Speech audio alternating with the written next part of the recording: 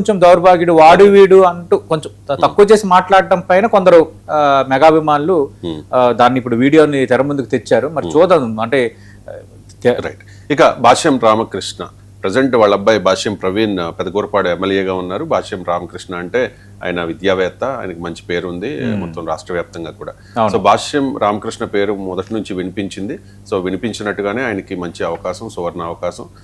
నిజంగా పెద్దల సభకు అంటే పెద్దరికం ఉండాలి అంటారు కదా, ఈ లిస్ట్ లో చూస్తే పెద్దరికం ఉన్న ముఖ్యమైన నేతగా మనకి భాష్యం రామకృష్ణ కనిపిస్తారు. మిగిలిన వాళ్ళకి లేదా అంటే కాదు, ఫస్ట్ భాష్యం రామకృష్ణ పెద్ద వ్యక్తి, చాలా మంచి హుందాగా ఉండే వ్యక్తి, ఎప్పుడు కూడా అంటే ఆచితూచి మాట్లాడతారు, చాలా పద్ధతిగా గౌరవంగా ఉంటూ ఉంటారు. సో భాష్యం రామకృష్ణ గారికి కలిసి వచ్చిన ఏం లేదు, భాష్యం రామకృష్ణకి కలిసి వచ్చిన అంశాలు ఏమీ లేవండి. పార్టీకి లాయల్ గా ఉండటం అనేది ఒకటి. రెండు, పార్టీ పరంగా నేను చెప్పాను, ఆయన కేవలం బాధ్యత తీసుకోవడమే కాకుండా పార్టీ పరంగా కొన్ని నియోజకవర్గాల బాధ్యతలు కూడా తీసుకున్నారు.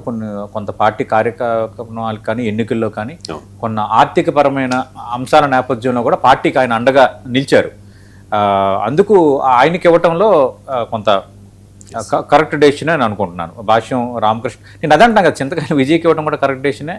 భాష్యం రామకృష్ణకి, సానా సతీష్ మొత్తం అది తెలుగుదేశం పార్టీ ప్రెరోగేటివ్. ఆ ముగ్గురు కూడా తెలుగుదేశం పార్టీకి కమిటెడ్ నేతలు, అన్ని రకాలుగా ఉపయోగపడే నేతలు, భవిష్యత్ అవసరాల దృష్ట్యా పార్టీ బలోపేతానికి కూడా ఉపయోగపడే నేతలు.